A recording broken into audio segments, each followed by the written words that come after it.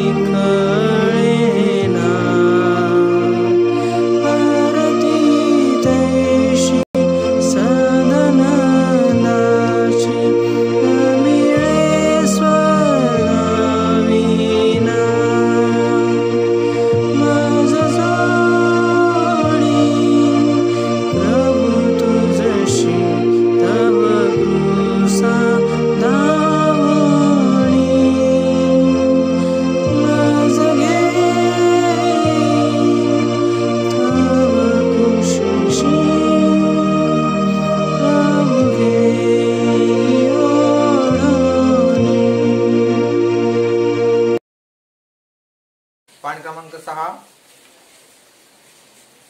हे समर्थ देवा, तुला सर्व अंतःकरणे उघडी व सर्व इच्छा माहीत आहेत आणि तुझपासून काही गुप्त नाही.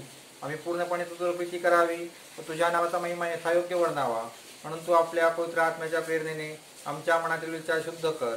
आमचा प्रभू येशू ख्रिस्त याच्याद्वारे. आमेन. पान क्रमांक 9. नियमशास्त्राचा सारांश मी आपणाकरता वाचतो. आपला प्रभू येशू ख्रिस्त म्हणाला, हे इस्रायल ऐक, आपला देव परमेश्वर अनन्य परमेश्वर आहे. तो आपला देव परमेश्वर याजवळ संपूर्ण अंतःकरणाने, संपूर्ण जीवाने, संपूर्ण मनाने व संपूर्ण शक्तीने प्रीती कर. हीच पहिली व मोठी आज्ञा आहे. हिच्यासारखी दुसरी एक आहे, तू आपल्या शेजाऱ्याला स्वतःसारखी प्रीती कर. याहून दुसरी कोणती आज्ञा मोठी नाही. या 2 आज्ञांवर सर्व नियमशास्त्र व संदेष्टांचे ग्रंथ अवलंबून आहेत. हे प्रभू, आम्हावर दया कर आणि या तुझ्या सर्व आज्ञा आमच्या अंतःकरणातली असे आम्ही तुला विनवितो. यावेळेस स्तोत्र वाचन होईल. आपण आळीपाळीने स्तोत्र वाचू. स्तोत्र 121 1 ते 8 ही वचने आपणाकरता वाचण्यात येतील. आजच्या दिवसासाठी स्तोत्रसंहिता 121 आपण आळीपाळीने वाचणार आहोत. परमेश्वर तुझा रक्षक आहे. मी आपली दृष्टी पर्वताकडे लावतो, मला साह्य कोठून येईल. आकाशाचा व पृथ्वीचा निर्माण करता जो परमेश्वर, त्याच्यापासून मला साह्य येते. तो तुझा पाय कदापि ढळू देत नाही, तुझ्या रक्षकाला झोप लागत नाही. पहा, इस्रायलाच्या रक्षकाला झोप लागत नाही व तो डुलकीही घेत नाही. परमेश्वर तुझा रक्षक आहे, तुझ्या उजव्या हाताला तुला सावली आहे. दिवसा सूर्याची व रात्री चंद्राची तुला बाधा होणार नाही. परमेश्वर सर्व अनिष्टापासून तुझे रक्षण करील, तुझ्या जीवाचे रक्षण करील. परमेश्वर तुझे येणे जाणे येथून पुढे सर्व काळ सुरक्षित करील. आमेन. साठी जे शास्त्रपाठ आहेत त्याचं वाचन करूया. पेंटिकॉस्ट नंतरचा 10वा रविवार यासाठी नेमलेला प्रथम शास्त्रपाठ जुन्या करारातून घेण्यात आलेला आहे. निर्गमाचं पुस्तक त्याचा 18वा अध्याय आणि 1 ते 8 वचने आपणाकरता वाचण्यात येतील. आजच्यासाठी नेमलेला शास्त्रपाठ जुना करार याच्यातून घेतला आहे. निर्गम 18वा अध्याय 1 ते 8. निर्गम 18वा अध्याय 1 ते 8. इथ्रो मोशेला भेटण्यास येतो. देवाने मोशेला व आपली प्रजा इस्रायल ह्यासाठी काय काय केले. परमेश्वराने इस्रायलास मिस्र देशातून कसे बाहेर आणले व मोशेचा सासरा मिदानाचा याजक इथ्रो याने ऐकले. मोशेने आपली बायको सिपोरा हिला पूर्वी माहेरी पाठविले होते. मोशेचा सासरा इथ्रो तिला व तिच्या 2 मुलांना घेऊन आला. त्यापैकी एकाचे नाव गेर्शोम होते, कारण मोशे म्हणाला होता, मी परक्या देशात प्रवासी आहे. आणि दुसऱ्याचे नाव एलिझर होते, कारण तो म्हणाला होता, माझ्या पित्याच्या देवाने माझे सहाय्य केले, मला फारोच्या तलवारीपासून वाचविले आहे. रानात देवाने पर्वतापाशी मोशेला तळ दिले होते, तेथे त्याचा सासरा येथ्रो ह्याच्या बायकोला व मुलाला घेऊन त्यांच्याकडे आला. आणि त्याने मोशेला सांगून पाठविले की मी तुझा सासरा येथ्रो, तुझी बायको व 2 मुलगे घेऊन तुझ्याकडे आलो आहे. तेव्हा मोशे आपल्या सासऱ्यास समोर गेला आणि त्याने त्याला नमन करून त्यांचे चुंबन घेतले. एकमेकाचं शमकूल विचारल्यावर ते डेऱ्यात गेले. परमेश्वराने इस्रायलासाठी फारोचे व मिस्री लोकांचे काय वाटेनी आपणाला काय त्रास भोगावा लागला आणि परमेश्वराने आपली सोडवणूक कशी केली हे सर्व हकीकत मोशेनी आपल्या सासऱ्यास कळविले. येथे प्रथम शास्त्रपाठ समाप्त होत आहे. दुसरा शास्त्रपाठ नवीन करारातून घेण्यात आलेला आहे. इब्री लोकास पत्र याचा 4था अध्याय आणि 14व्या वचनापासून 5व्या अध्यायाच्या 5व्या वचनापर्यंत आपणाकरता वाचण्यात येतील. Praise the Lord. आजच्या दिवसासाठी नेमलेला दुसरा शास्त्रपाठ नवीन करारातून इब्री लोकास पत्र ह्याचं 4था अध्याय 14 ते 16 वचने आणि 5वा अध्याय ह्याचे 1 ते 5 वचने आहेत. प्रभू येशू सर्वश्रेष्ठ प्रमुख याजक. तर मग आकाशातून पार गेलेला देवाचा पुत्र येशू हा थोर प्रमुख याजक आपल्याला आहे, म्हणून आपण जे पत्कर केलेला आहे तो दृढ धरून राहू. कारण आपल्या स्वर्गाच्या दुर्बलतेविषयी ज्याला सहानुभूती वाटत नाही असा आपला प्रमुख याजक नाही, तर तो सर्व प्रकारे आपल्याप्रमाणे पारखलेला होता, तरी निष्पाप राहिला. तर मग आपल्यावर दया व्हावी आणि ऐनवेळी सहाय्यासाठी कृपा मिळावी, म्हणून आपण धैर्याने कृपेच्या राजसनाजवळ जाऊ. 5वा अध्याय. प्रत्येक प्रमुख याजक मनुष्यामधून घेतलेला असून देवविषयी गोष्टीबाबत मनुष्याकरिता नेमिलेला असतो, ह्यासाठी की त्याने दाने व पापाबद्दल यज्ञ ही दोन्ही अर्पावी. अज्ञानी व बहकणारे ह्यांच्याबरोबर तो सौम्यतेने वागू शकतो, कारण तोही स्वतः दुर्बलतेने वेष्टिलेला आहे. आणि ह्या दुर्बलतेमुळे त्याने जसे लोकांसाठी तसे स्वतःसाठीही पापाबद्दल अर्पण केले पाहिजे. हा मान कोणी आपण होऊन घेत नाही, तर ज्याला देवाने अहरोनाप्रमाणे पाचारण केले आहे त्याला मिळतो. त्याप्रमाणे ख्रिस्तानेही प्रमुख याजक होण्यासाठी आपणा स्वतःला गौरविले नाही, तर ज्याने त्याला म्हटले की तू माझा पुत्र आहेस, आज मी तुला जन्म दिला आहे, त्याने त्याला गौरविले.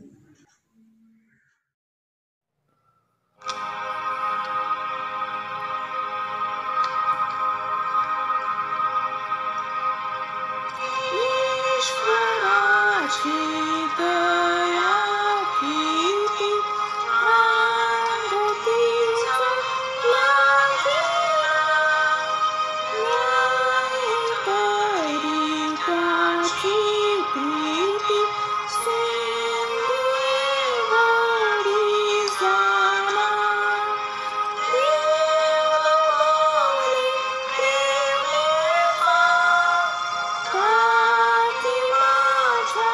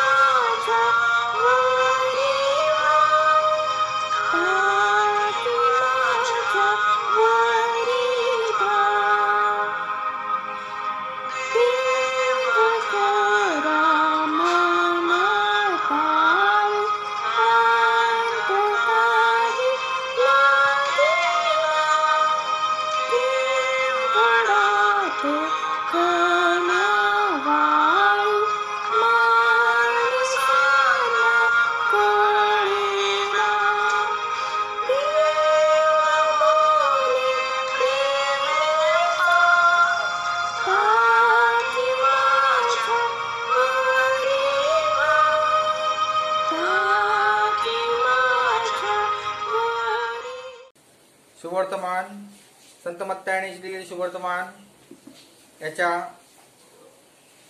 11व्या अध्यायात शुभवर्तमान लिहिले आहे आणि त्याच्या 25व्या वचनापासून शुभवर्तमानास प्रारंभ होतो.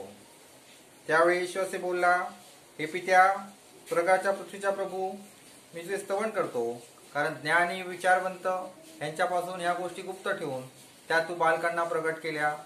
खरेच हे पित्या, कारण हेच तुला योग्य दिसले. माझ्या पित्याने माझ्या हाती सर्व काही दिले आणि पित्या वाचून पुत्राला कोणी ओळखत नाही आणि पुत्रा वाचून ज्या कोणास त्याला प्रगट करण्याची पुत्राची इच्छा असेल त्याच्या वाचून पित्याला कोणी ओळखत नाही. अहो कट्य भाराग्रांज हो, तुम्ही सर्व माझ्याकडे या, म्हणजे मी तुम्हाला विसावा देईन. मी जो मनाचा सौम्य व लीन आहे त्या माझे जो आपणावर घ्या व माझ्यापासून शिका, म्हणजे तुमच्या जीवाला विसावा मिळेल. कारण माझे जो सोयीचे व माझे ओझे हलके आहे. येथे शुभवर्तमान समाप्त होते. यावेळेला आपण प्रेसिडेंटचा मतांगीकार म्हणणार आहोत. आपण सर्वजण प्रेसिडेंटचा मतांगीकार म्हणू.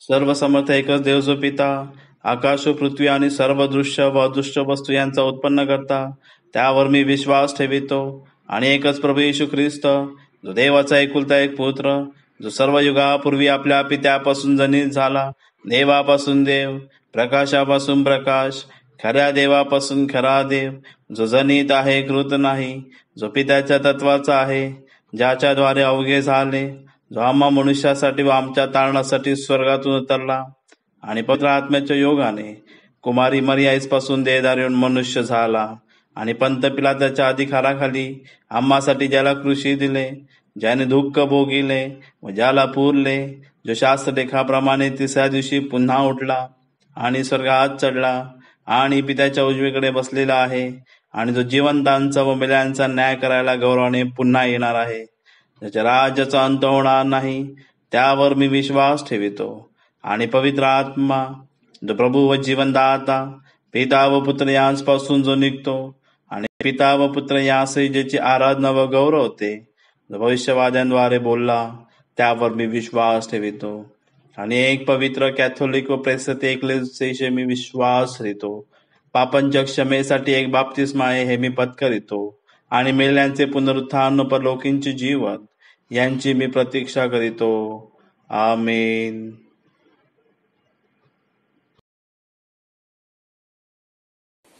आज आपणामध्ये देवाचा वचनाचा मानना देण्याकरता आपले लीडर सुदेश कांबळे आपल्यामध्ये उपस्थित आहेत. मी त्यांना विनंती करतो की आज त्यांनी देवाचे वचन सांगावे. ख्रिस्ता सर्वांना सलाम. Praise the Lord. येशू ख्रिस्त म्हणतो की अहो कष्टी व भाराक्रांत जन हो, तुम्ही सर्व माझ्याकडे या, म्हणजे मी तुम्हाला विसावा देईन. आपण प्रार्थनेत जाऊया. पवित्र पवित्र सेनाधीश परमेश्वप्पा, तुझ्या आभार उपकार मानतो. परमेश्वप्पा, हा सुंदरसा दिवस परमेश्वप्पा तू आमच्या जीवनाला लाभू दिलास. परमेश्वप्पा खरोखर तुझ्या आभार उपकार मानतो.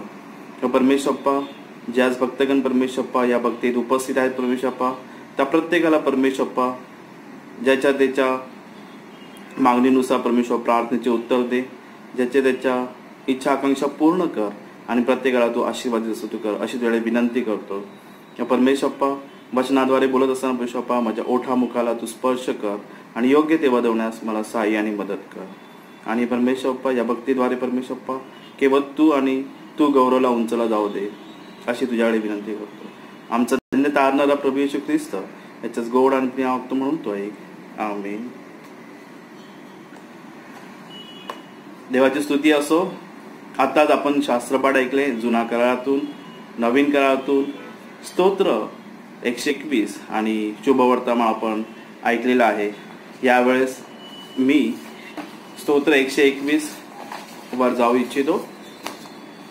आणि या वचनामध्ये स्तोत्रकर्ता दावीद पहिल्याच वचनामध्ये प्रश्न करत आहे की मी आपली दृष्टी पर्वताकडे लावतो, मला सहाय्य कोठून येईल. या ठिकाणी ज्या प्रकारे दावीदाने प्रश्न केला तोच प्रश्न मला देखील आलेला आहे. मला वाटतं आपल्याला देखील हा प्रश्न आलेला आहे की मी आपली दृष्टी पर्वताकडे लावतो, मला सहाय्य कोठून येईल. जेव्हा मला एखाद्या गरजेच्या वेळेस कोणाची मदत हवी असते, तेव्हा मला सहाय्य कुठून येईल याचा मी विचार करत असतो, याचा आपण विचार करत असतो. आणि दुसऱ्याच वचनामध्ये दावीद सांगतो की आकाश व पृथ्वीचा निर्माण करता जो परमेश्वर, त्याच्यापासून मला सहाय्य येते. व माझ्या प्रियांनो, माझा जो राजा आहे, परमेश्वर बाप्पा आहे, त्याच्याकडून मला सहाय्य येते. त्याच्याकडून दावीदाला सहाय्य मिळालं होतं, त्याच्याकडून तुम्हाला मला सर्वांना सहाय्य येते. कारण की तो आकाश आणि पृथ्वीचा निर्माण करता आहे. त्याला कोणत्याही गोष्टी अशक्य अशा नाही येत. सर्व काही त्याला शक्य आहे आणि तो तुमचा आणि माझा निर्माण करता आहे. मनुष्याचा निर्माण करता परमेश्वरच आहे. उत्पत्तीच्या अध्यायात आपण बघतो की आदामाची उत्पत्ती परमेश्वराने केली. म्हणजे तुमची आणि माझी उत्पत्ती ही परमेश्वराद्वारे आहे. ज्या प्रकारे दावीद प्रत्येक कामात, प्रत्येक वेळेस हा परमेश्वराला प्रथम स्थान देत असतो. आज हा स्वतःला प्रश्न विचारण्याची गरज आहे की आपण प्रथम स्थान परमेश्वराला देतो का?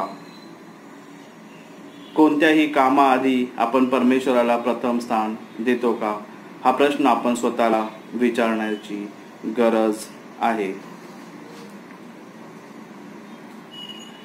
पुढे 5, 6, 7 आणि 8 वचनामध्ये परमेश्वर हा आपला रक्षक आहे. परमेश्वर आपल्याला कोणती बाधा होऊ देणार नाही आणि त्याचप्रमाणे आपल्याला सर्व अनिष्टापासून, सर्व वाईट गोष्टीपासून, सर्व अपघातापासून परमेश्वर हा आपलं संरक्षण करणारा परमेश्वर आहे, असं या ठिकाणी आपल्याला दिसून येतं. आणि परमेश्वर या ठिकाणी सांगतो की परमेश्वर तुझे येणे जाणे येथून पुढे सर्व काळ सुरक्षित करेल. या ठिकाणी दावीद सांगत आहे की परमेश्वर तुझे येणे जाणे येथून पुढे सर्व काळ सुरक्षित करेल. हो, खरंच या वचनांवर आपण विश्वास ठेवला पाहिजे आणि त्याच्या वचनावर जर आपण विश्वास ठेवतो तर आपण कधीही या आयुष्यात डळमळणार नाही. आपण बघतो की आजची ही परिस्थिती म्हणजे महामारी, जागतिक महामारी आलेली आहे. डोळ्यांनी न दिसणारा अतिशय सूक्ष्म असा विषाणू या जगामध्ये लोकांना त्रास देत आहे. त्याने थैमान घातलं आहे आणि पूर्ण जग हे लॉकडाऊन झालेलं असं आपल्याला दिसून येत आहे. मानवाने भरपूर प्रगती केली, मानवाने भरपूर असं ज्ञान जमा केलं आणि पण मात्र आज लॉकडाऊन झाल्या कारणाने माणसाची प्रगती कुठेतरी खुंटलेली आपल्याला दिसून येते.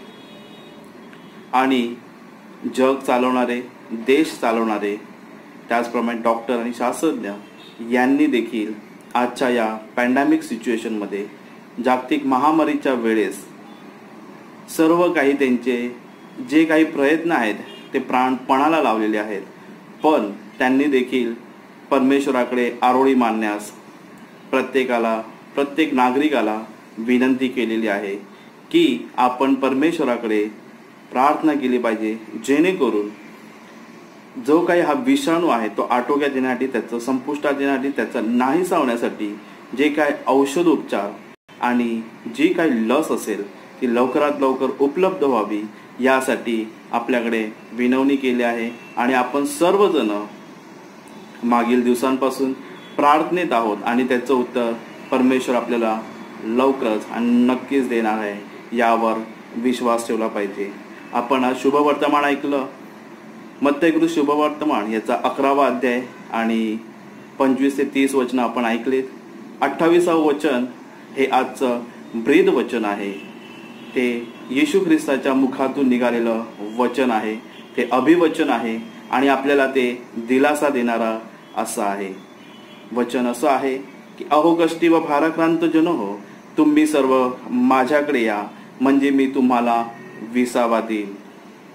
खरंच परमेश्वरावर आपण विश्वास ठेवतो का? परमेश्वराकडे जर आपल्याला काही जर आपल्याला आपल्या जीवनात काही अडचणी असतील तर आपण ती अडचणी, ते प्रश्न परमेश्वरापुढे सादर करतो का? की आपण स्वतःच्याच बढाईने, स्वतःच्याच हुशारकीने आपण ते सॉल्व करण्याचा प्रयत्न करतो? हा प्रश्न आपण स्वतःला विचारला पाहिजे. जर आपल्याला जर एखाद्या गोष्टीची गरज असेल तर आपण ती प्रथम परमेश्वरापुढे सादर करतो का? जर नसेल करत तर आजपासून निश्चय करा की आपण प्रथम परमेश्वरापुढे तो प्रश्न, ती मागणी परमेश्वरापुढे ठेवणे गरजेचं आहे. आपण 29व्या वचनात बघतो की मी जो मनाचा सौम्य व लीन आहे त्या माझे जू आपणांवर घ्या व माझ्यापासून शिका, म्हणजे तुमच्या जीवास विसावा मिळेल. यावेळेस विसावा विसावा विसावा. प्रत्येक वेळेस येशू ख्रिस्त हा आपल्याला विसावा देत आहे. प्रत्येक वेळेस विसावा म्हणजे काय? तर शांती. जी शांती आज या जगामधनं हरवून गेलेली आहे, जी शांती तुमच्या आमच्या हृदयात जास्त काळ टिकलेली नाहीये, किंवा ती शांती येते आणि फटकन निघून. येशू ख्रिस्त या ठिकाणी आपल्याला कोणते मोठे पैसे खर्च करायला सांगत नाहीये, कोणता होम बली, कोणता कोकडू अर्पण करायला सांगत नाहीये. तर फक्त येशू ख्रिस्ताच्या अंगी जे सौम्यता आणि जे लीनता आहे तेच आपल्या हृदयामध्ये येशू ख्रिस्त घ्यावयास सांगत आहे. जर येशू ख्रिस्ताची सौम्यता, त्याची स्वभाव जसा लीनता होता ते आपल्या हृदयात घेतलं तर आपल्याला खरी शांती प्राप्त होणार आहे. आज मनुष्य पैशाने धान्य विकत घेऊ शकतो, तो पण भूक विकत घेऊ शकत नाही. मनुष्य आज मखमलीचे गालीचा सुंदरसा बेड, महागातला महाग असा बेड विकत घेऊ शकतो, पण झोप विकत घेऊ शकत नाही. शॉपिंगला जाऊ शकतो, मित्रमैत्रिणींसोबत वेळ व्यतीत करू शकतो, पण जी खरी शांती पाहिजे आहे ती शांती तो विकत घेऊ शकत नाही. कारण की ती शांती ती फक्त येशू ख्रिस्ताद्वारेच आपल्या हृदयात येते. येशू ख्रिस्ताद्वारेच आपल्या मनामध्ये शांती ही उत्पन्न होत असते. कारण की येशू ख्रिस्त स्वतः शांतीचा राजा आहे, हे आपल्याला पवित्र शास्त्रातून कळून येतं. आपल्याला पवित्र शास्त्रातून समजते की मिखाएल नावाचा देवदूत होता, तो स्वर्गात परमेश्वरा समवेत होता.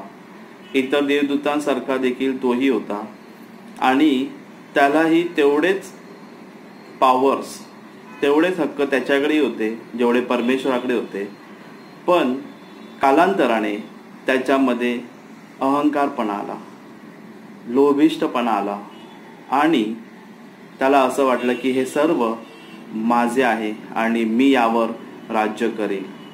हे परमेश्वराने जाणले आणि परमेश्वराने त्याला स्वर्गातून बाहेर काढून दिले. हो, परमेश्वर बाप्पाने त्याला बाहेर काढून दिले. हे का झालं? कारण की त्या देवदूताच्या मनामध्ये लोभिष्टपणा आला, गर्विष्ठपणा आला, अहंकारपणा आला. तर आपल्या मनामध्ये अहंकारपणा आणि गर्वपणा नसावा हेच बरे आहे. पुढे आपण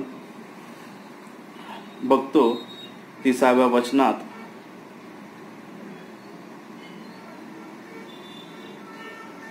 कारण माझे जू सोयीचे व माझे ओझे हलके आहे.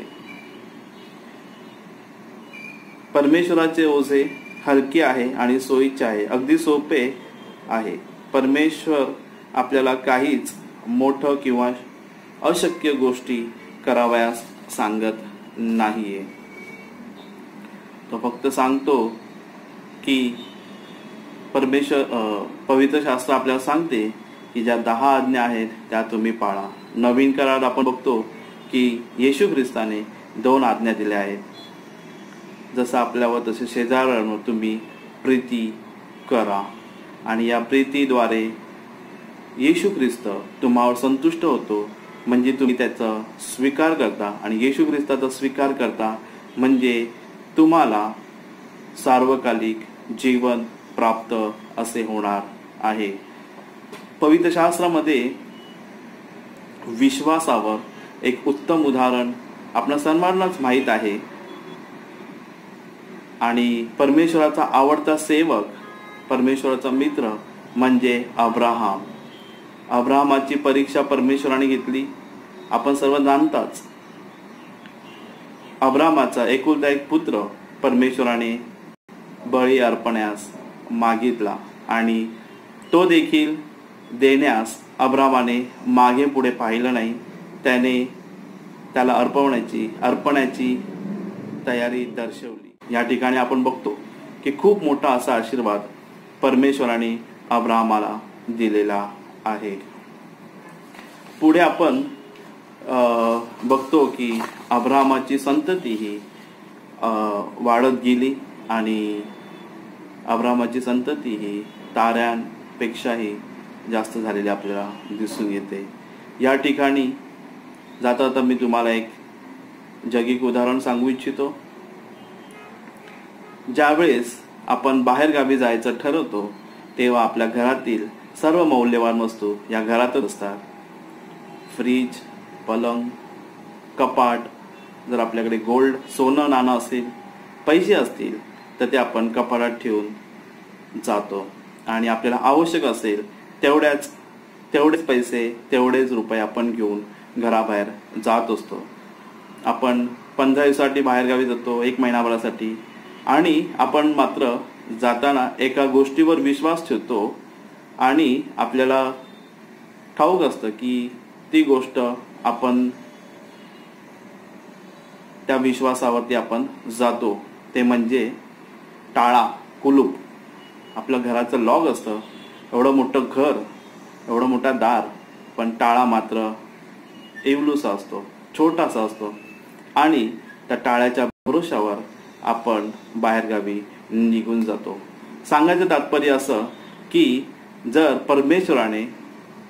परमेश्वराने आपल्याला आयुष्य दिलं आहे, परमेश्वराने आपल्याला श्वास दिला आहे, परमेश्वराने आपल्याला आरोग्य दिलं आहे, तर आपण कोणत्याही अडचणीत येतो किंवा आपण जर कोणत्याही परीक्षेत येतो तर आपला विश्वास न डळमळता आपण परमेश्वरावर विश्वास ठेवला पाहिजे. ज्याप्रमाणे आपण त्या टाळ्यावर विश्वास ठेवतो त्याचप्रमाणे परमेश्वरावर आपण विश्वास ठेवला पाहिजे. आपल्या मागण्या, आपले प्रश्न, आपल्या समस्या या सर्व काही परमेश्वरावर सोपवून दिलं पाहिजे. जसं वचन आपल्याला अभिवचन दिलं आहे प्रभू येशू ख्रिस्ताने की अहो कष्टी व भाराक्रांत जन हो, तुम्ही सर्व माझ्याकडे या म्हणजे मी तुम्हाला विसावा देईन.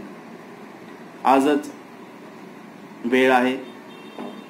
जर कोणी आपण डगमगलेला असताल, आपला विश्वास डगमगलेला असेल तर आजच आपण गुडघ्यावर या, परमेश्वराजवळ प्रार्थना करा आणि त्याच्यावर भाव ठेवा आणि विश्वासाने प्रार्थना करून आपल्या मागण्या, इच्छा, आकांक्षा या परमेश्वरासमोर सादर करा.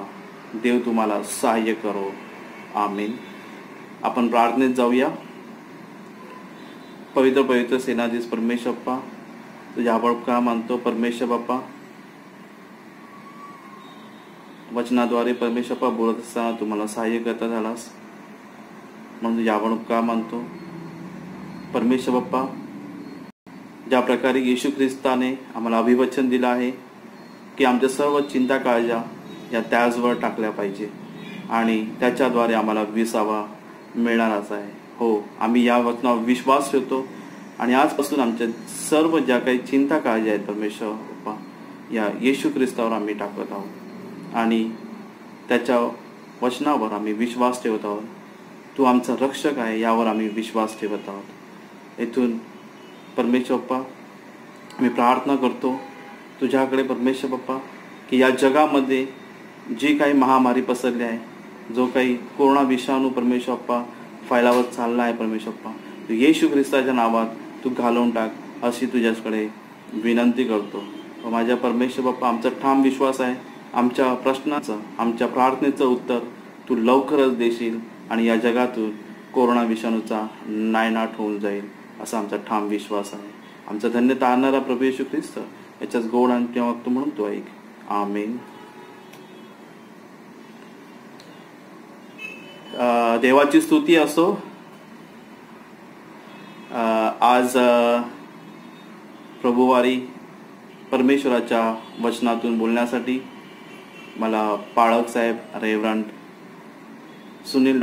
डॉक्टर सुनील आवळे यांनी प्रोत्साहन दिलं. त्यांनी जी उपदेश करण्यासाठी संमती दिली त्यांचा मी आभारी आहे. त्याचप्रमाणे कमिटी मेंबर्स, तरुण संघ, संडे स्कूल आणि महिला मंडळ, त्याचप्रमाणे गायकवृंद या सर्वांच्या सहकार्याबद्दल मी आभारी आहे. धन्यवाद. एक निवेदन आहे. आपल्या सेंट ख्रिस्तोफर चर्चचे सन्माननीय सचिव प्रवीण घोडेराव यांनी 2 ऑगस्ट 2020 रोजी आपल्या सेंट ख्रिस्तोफर चर्च व्हॉट्सअप ग्रुपवर एक सूचना दिलेली आहे आणि त्या सूचनेनुसार मंडळीचे सभासद जर आपला चर्च ड्यू, तसंच आपल्याला काही चर्चला काही दान द्यायचं असेल किंवा उपकार सूचीचं दान असेल किंवा आपला दशांश असेल, तसेच द्राक्षरस व भाकर याकरता आपल्याला काही दान देण्याची इच्छा असेल, त्याचप्रमाणे हंगामाच्या सणाची रक्कम असेल किंवा कोणाला काही मुलांना शैक्षणिक मदत करायची असेल, तसेच कोणाला अंतिम संस्कार निधीमध्ये रक्कम द्यायची असेल, अशा सर्व प्रकारचे दान, निधी व देणगी आपण ऑनलाईन देणगी पद्धतीने देऊ शकता. आणि अशा प्रकारे देणगी देणाऱ्यांनी ऑनलाईन देणगीचे स्क्रीनशॉट चर्चचे खजिनदार व सचिव यांना पाठवणं आवश्यक आहे. तसेच जर आपण चेकमार्फत देणगी देऊ इच्छिता तर आपण आपला चेक सेंट ख्रिस्तोफर चर्चच्या नावे लिहावा आणि ही जी रक्कम आपण चेकवर लिहिता ती कोणत्या कारणासाठी आहे ते सुद्धा आपण नमूद करावं, जेणेकरून आपल्याला पावती देणं सोपे जाईल. कारण कोणत्या कारणासाठी म्हणजे चर्च ड्यू आहे की उपकार सूचीचं दान आहे की द्राक्षरस व भाकर यांच्याकरता दिलेलं दान आहे किंवा बिल्डिंग फंड आहे किंवा हंगामाच्या सणाची रक्कम आहे की मुलांना शैक्षणिक मदत आहे की अंत्यसंस्कार निधीमध्ये आपण देत आहात ही रक्कम, या प्रकारे नमूद करणं गरजेचं आहे, जेणेकरून आपल्याला पावती देण्यास सोपे जाईल. त्याचप्रमाणे जर आपल्याला रोख स्वरूपात देखील रक्कम द्यायची असेल ती देखील आपण देऊ शकता. ती रक्कम आपण रविवारी 10 ते 12 या कालावधीमध्ये चर्चच्या हॉलमध्ये येऊन देऊ शकता. लॉकडाऊनचे सर्व नियम पाळून आपण 10 ते 12 या कालावधीमध्ये चर्च हॉलमध्ये येऊन रोख स्वरूपामध्ये रक्कम देऊ शकता.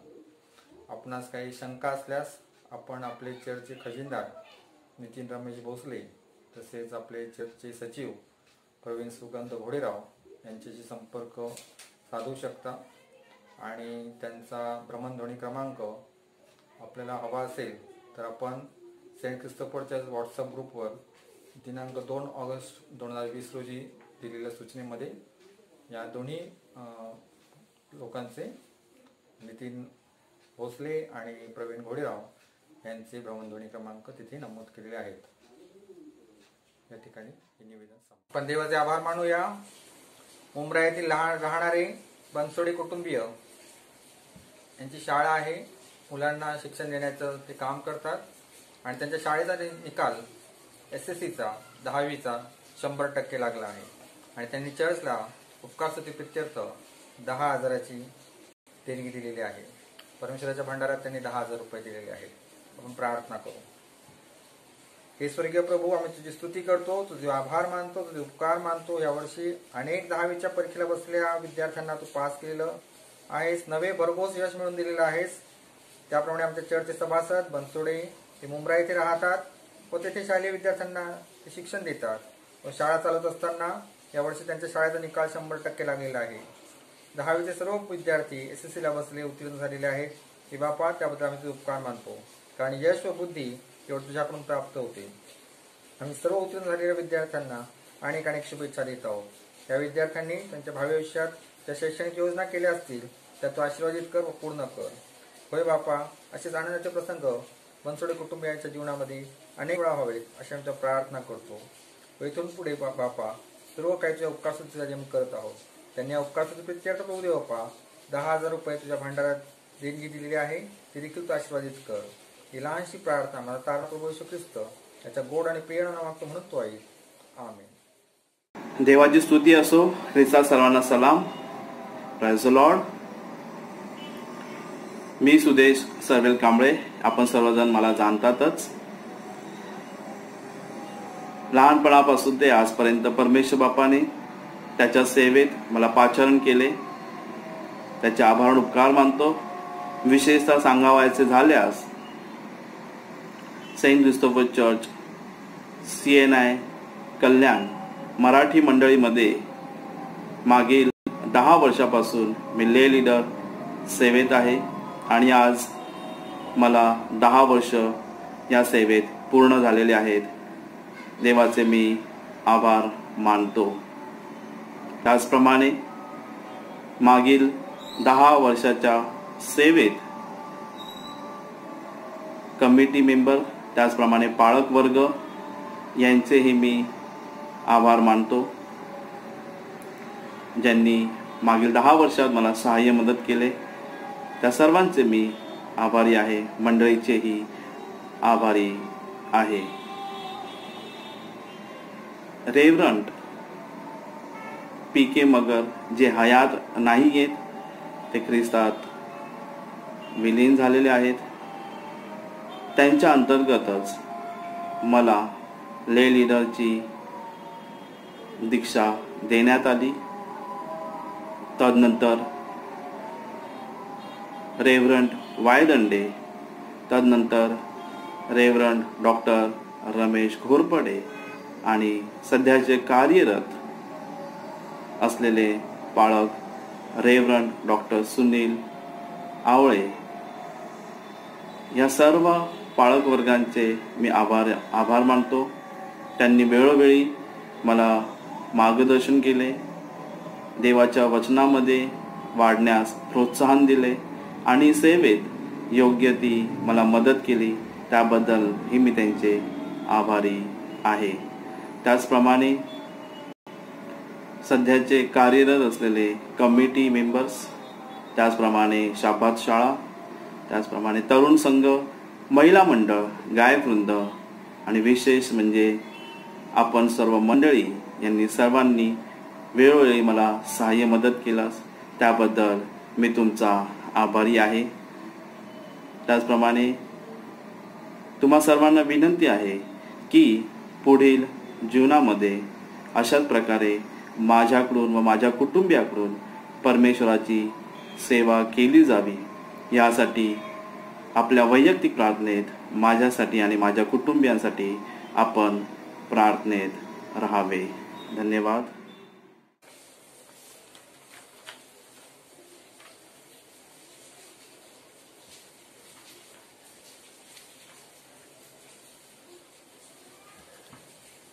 आपला देश, आपले राष्ट्र यामध्ये शांतता नांदावी, सर्वत्र ऐक्य निर्माण व्हावे. आपले सर्व बिशप, आपले सर्व पाळक वर्ग, सुवार्थिक मिशनरी जे प्रभूची सेवा करीत आहेत त्यांना प्रभूने अधिक कृपा करावी, याकरता आपण त्यांच्याकरता प्रार्थना करू. आपल्या मंडळीमध्ये प्रत्येक सभासदाने प्रभूमध्ये अधिक वाढावं. त्याचप्रमाणे मंडळी जे आजारी आहेत, दुःखनाईत आहेत, विशेष करून जे करोनाग्रस्त जे लोक आहेत, जे मृत्यू पावले आहेत, ज्यांचे कुटुंब दुःखित आहेत, त्यांच्यासाठी आपण प्रार्थना करू. त्यांचं सांत्वन प्रभूने करावं. त्याचप्रमाणे जे बाधित आहेत त्यांना परमेश्वराने आरोग्य द्यावं आणि जे सुरक्षित आहेत त्यांना प्रभूने संरक्षण द्यावं. आपण परमेश्वराकडे प्रार्थना करणार आहोत. यावेळेस आपण प्रार्थना करूया. हे समर्थ ईश्वरा, सर्व मानवासाठी प्रार्थना, विनंत्या, मध्यस्थी करावी असे तू आम्हाला शिकविले आहे. आम्ही प्रार्थना करतो तेव्हा तू ऐक. तू प्रसन्न होऊन आपल्या सार्वत्रिक एक्लेसियाला सत्याच्या, ऐक्याच्या व एकात्मतेच्या आत्म्याने सदैव प्रेरणा देत असावे म्हणून तुला विनवितो आमची आई. हे जगत चालका, जे तुझे पवित्र नाम पत्करितात त्या सर्वांनी तुझ्या पवित्र वचनाच्या सत्याशी सहमत असावे आणि ऐक्य व ईश्वरोचित प्रीतीत राहावे म्हणून तुला विनवितो आमची आई. हे स्वर्गीय बाप्पा, आमचे सर्व बिशप, प्रिस्ट व डिकन यांना, विशेषतः तो सेवक आमचे मॉडरेटर PC सिंग, त्याचप्रमाणे आमचे बिशप राईट रेव्हरंड डॉक्टर प्रकाश पाटोळे, त्याचप्रमाणे आमचे चर्चचे आचार्य रेव्हरंड सुनील आवळे यांना आपल्या आचरणाने व तत्वनिष्ठेने तुझे खरे व जीवनदायी वचन प्रकट करण्यास व तुझ्या पवित्र साक्रमेंटाचे अनुष्ठान यथाविधी व योग्य रीतीने चालविण्यास तो अनुग्रह द्यावा म्हणून तुला विनवितो आमची आई. हे सत्यस्वरूपा, तुझ्या एकलेसीची उभारणी व शुभवर्तमानाचा प्रसार करावा म्हणून ज्या तुझ्या इतर सेवकास निरनिराळी कामे करण्यास तू पाचारण केले आहेस त्यांना आशीर्वाद द्यावा आणि सर्व जग तुझ्या सत्याच्या ज्ञानाने भरले जावे म्हणून तुला विनवितो आमची आई. हे जगत प्रकाशा, तुझ्या सर्व लोकांस विशेषतः जो भक्तगण येथे आहे त्या लीन अंतकरणाने व योग्य भक्तिभावाने तुझे पवित्र वचन ऐकून स्वीकारण्यास आणि तुझी सेवा खरेपणाने, पवित्रतेने व धार्मिकतेने आयुष्यभर करण्यास तो आपला दिव्य अनुग्रह द्यावा म्हणून तुला विनवितो आमची आई. हे जगन्नायका, तू सर्व राष्ट्रांना नीतिमत्तेच्या व शांततेच्या मार्गाने चालीव आणि त्यांचे राज्य करते, विशेष करून आमचे राष्ट्रपती, पंतप्रधान, राज्यपाल व त्यांच्या अधिपत्याखाली सर्व अधिकारी यास असे मार्गदर्शन कर की तुझ्या लोकास त्यांनी न्यायाने व शांततेने वागवावे म्हणून तुला विनवितो आमची आई. हे प्रभू, तुझ्या स्वर्गीय आशीर्वादाने टंचाई व दुष्काळ यापासून बचाव व्हावा व भूमीचे उत्पन्न हंगामानुसार कृतज्ञ अंतकरणाने आम्ही उपभोगावे म्हणून तुला विनवितो आमची आई. हे दयाघना, या नश्वर आयुष्यात जे कोणी क्लेश, शोक, अडचण, दुखणे आता दुसरी कोणती विपत्ती यांनी पीडित असतील, विशेषतः आमचे चर्चचे आचार्य, सेवक रेव्हरंड डॉक्टर सुनील आवळे हे आजारी आहेत, त्यांच्याकरता बापा विशेष प्रार्थना करीत आहोत. ह्या तुझ्या वेदीवर प्रार्थना करतो. त्याचप्रमाणे बापा, त्यांची नावे आम्हाला ठाऊक नाही, त्या सर्वांना आरोग्य दे बापा आणि त्या सर्वांचे तू सांत्वन व सहाय्य करावे म्हणून तुला विनवितो आमची आई. हे मृत्युंजय प्रभू, तुझ्या निवाडलेल्या निष्ठावंत सेवकासह आम्हाला तुझ्या पुत्राच्या दुःख सहनाचे अतिरेक लाभ प्राप्त व्हावे म्हणून तुला विनवितो आमची आई. हे संत भूषणा, तुझ्या संतांच्या चांगल्या कित्या समय अनुसरावे व त्यांच्यासह तुझ्या स्वर्गीय राज्यात सहभागी व्हावे असा अनुग्रह तो आम्हाला द्यावा म्हणून तुला विनवितो आमची आई. हे बापा, तुझे राज्य लवकर येऊ दे आणि असे कर की आम्ही तुझ्या सर्व सेवकांनी तुझ्या पवित्र आत्म्याच्या सनातन सहभागीपणात संजीवन पावावे आणि तुझा पुत्र येशू ख्रिस्त आमचा एकच मध्यस्थ व कैवारी याचे गौरवी पुनरागमन. आपण प्रभूची प्रार्थना म्हणू. हे आमच्या स्वर्गातील बापा, तुझे नाव पवित्र मानले जाओ, तुझे राज्य येऊ, जसे स्वर्गात तसे पृथ्वीवरील तुझ्या इच्छेप्रमाणे हो. आमची रोजची भाकर माज दे आणि जसं मी आपल्या अपराधांची क्षमा करतो तसेच तू आमच्या अपराधांची क्षमा कर आणि आम्हाला परीक्षेत आणू नकोस तर आम्हाला वाईटापासून सोडव, कारण की राज्य, सामर्थ्य आणि गौरव ही सर्व काळ तुझीच आहे. आमेन. आपण आशीर्वाद घेऊ. आता देवचं बाप ह्याची प्रीती, देवचं प्रभू येशू ख्रिस्त याची कृपा व शांती, देवचं पवित्र आत्म्याची सहभागिता तुम्हा सर्वांसह आता आणि सदा सर्व काळ असो. आमेन. आपण सुवंद देवाय गीत गाऊन आपली आजची भक्ती समाप्त करू.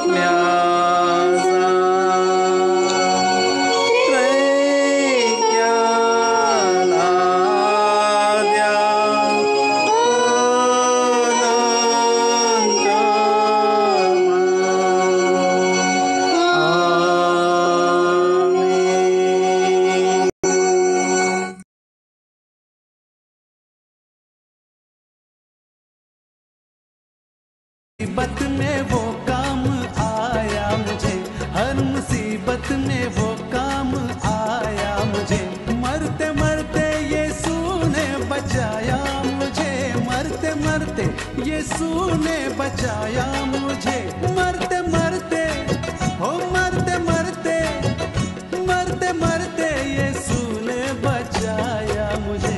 रखवाला यीशु है रखवाला।